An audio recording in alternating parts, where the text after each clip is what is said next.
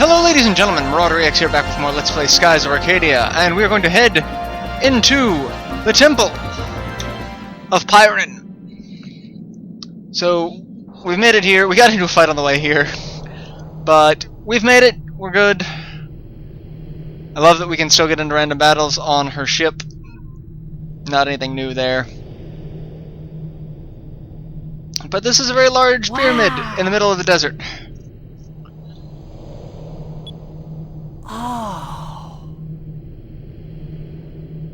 People of the old world were, you know, kind of impressive. According to Sylvite lore, it's guarded by hordes of creatures. Well then, yay dungeon hopping. I'll be waiting out here, and besides, I can't fight, you know, wearing such little clothing.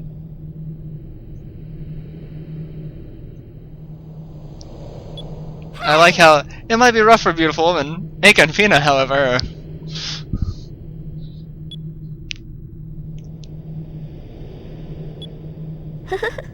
Oh, I love how Fina's like, yeah, I have no idea what's going on. We probably get it faster. Oh, even Fina's talking shit about Vice.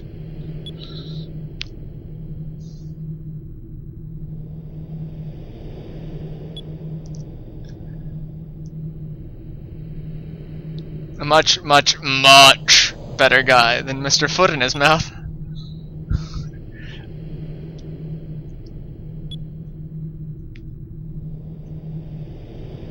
There's someone I am in love with, but he wouldn't even give me a second look. I wonder who that could be.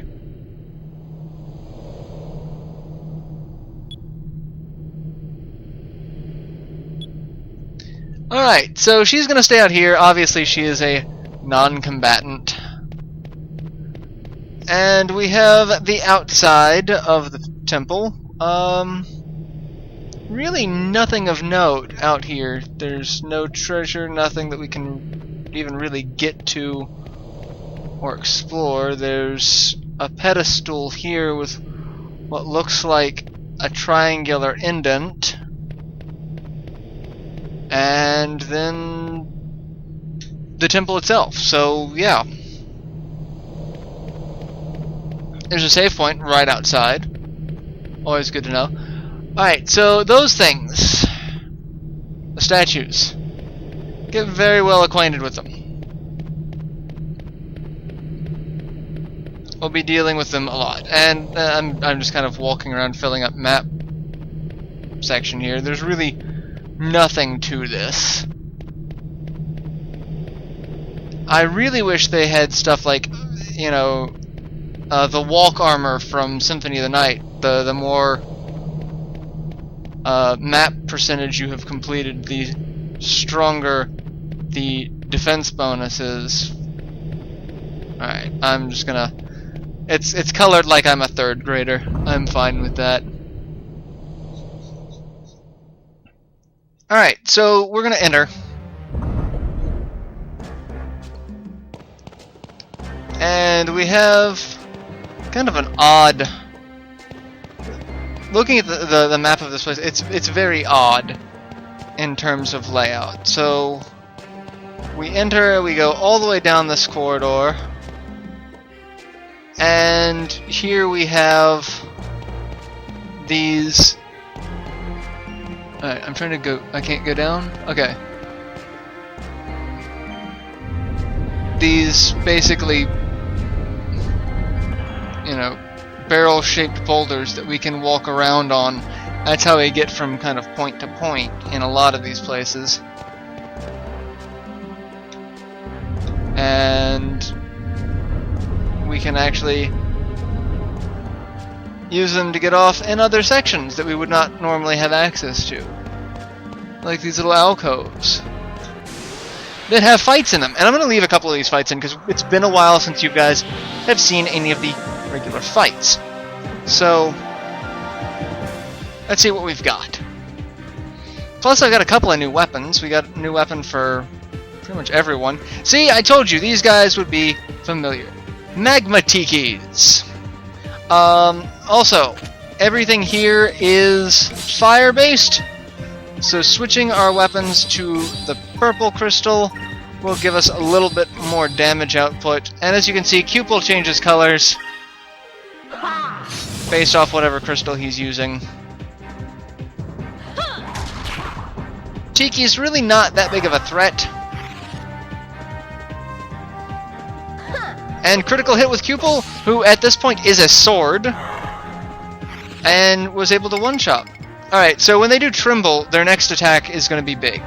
That's kind of their charge-up move, so we are just going to not let him do that. At all.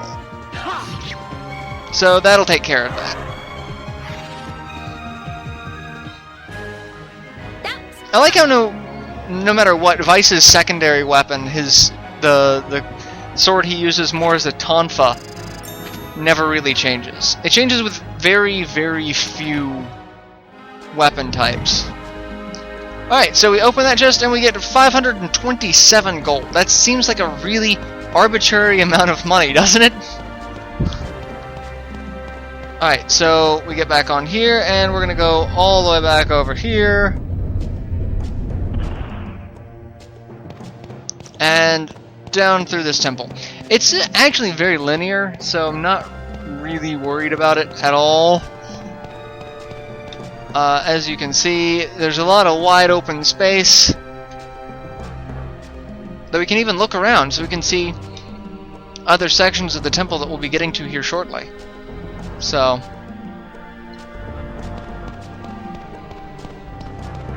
very well done, temple. It took me, I will remember, the first time I played this, it took me forever to realize that was a ladder. I felt like a complete idiot. Alright. But once I did figure out that it was a ladder, I'm like, oh, well then. Alright. So there's more ladders going down.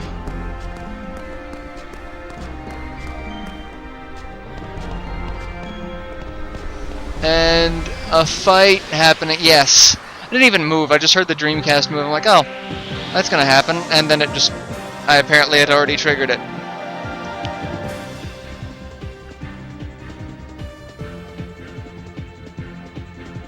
Alright, so here we have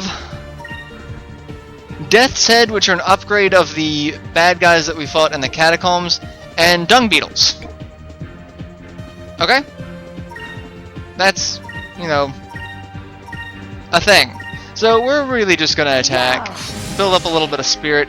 These guys, just like before, are kinda hardy bad guys. As you can see, they're taking very little damage from my attacks and counterattacking. And the beetle, I like how the beetle gets on top of its ball of poop to cast its spells, and it's trying to put us to sleep. That's not good. Don't. Okay, so Aka's asleep. Great. And I can cast Drillin as well. This is fantastic. You're just full of all sorts of, you know, fun. And she has a attack and defense down. And you can summon allies too. I think we've got more than enough people on the battlefield at the moment.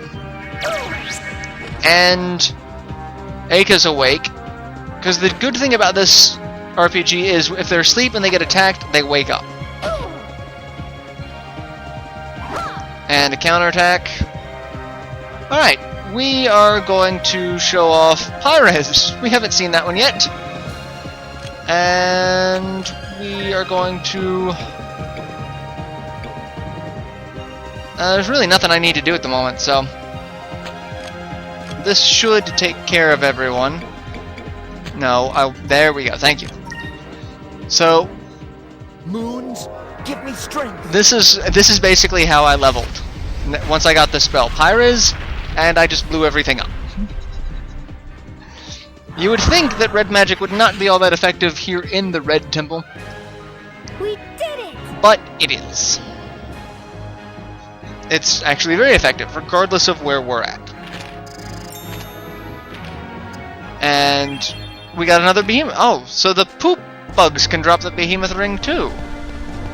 Alright, so I need to figure out where in the blue hell I'm going. There's supposedly... Oh, well then, that's not good. Okay, I know where it is now, so... We've got these things, which will fall on us. That's good to know.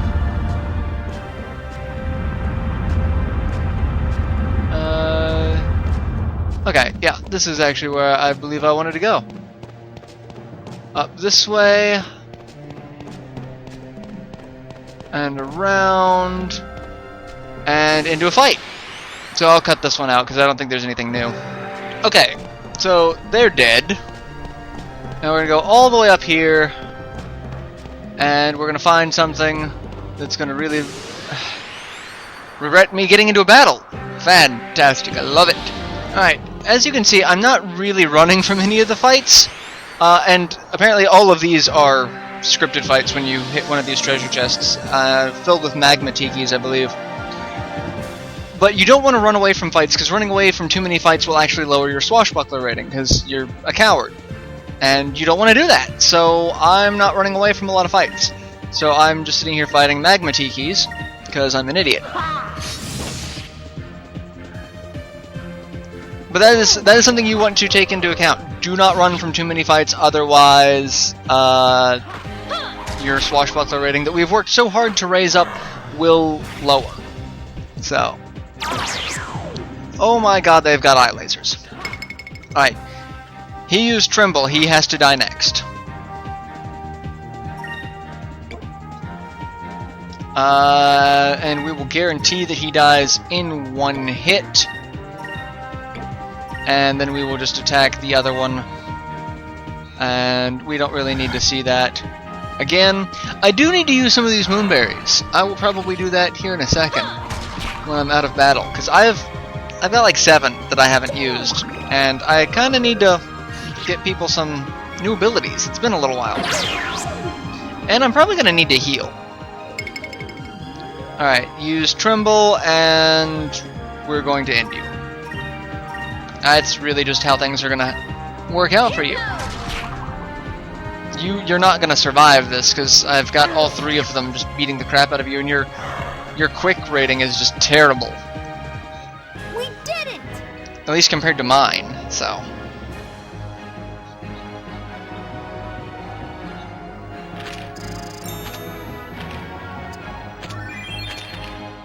Okay, so open that up and we get an ancient robe. So that is what I was talking about earlier, making me regret buying Fina's robe, because we got the Agile robe and now we've got the Ancient robe, which, you know, it, depending on how you want to go about it, we've got the Agile robe, which does give her decent defense, magic, hit, and dodge. This gives her better defense and magic. So, yeah, I think I'm going to stick with the hit and dodge, because dodge is a good thing. It's only 4 better defense, and it's a lot better. Oh, that's a lot better magic stat. I might be sticking with that. So, yeah, I hate that, but she's low enough level now that I kind of need to keep her alive. All right, so we've got what, 7 moonberries? We could. Silver Moonlight cleanses all allies of any adverse effects except unconscious for 6x SP. We've got Aka. Causes very ground around her to explode, damaging all enemies on screen. And Vice summons the power of lightning to rain down upon all enemies on the screen. So we're going to use that one. And I might do that one. That one's Spirit of an Ancient Pirate to defend and counterattack his crew. Vices are just useful. So are Fina's. Fina's are ridiculously useful. That's not as useful, but her last one is very useful. And I'll just go ahead and make everyone even, and we'll learn all of those. So Lambda Burst, 2 offensive, and then Lunar Cleansing. So I also need to heal, because everyone's taking a little bit of damage. But I suppose I can wait a little bit on that.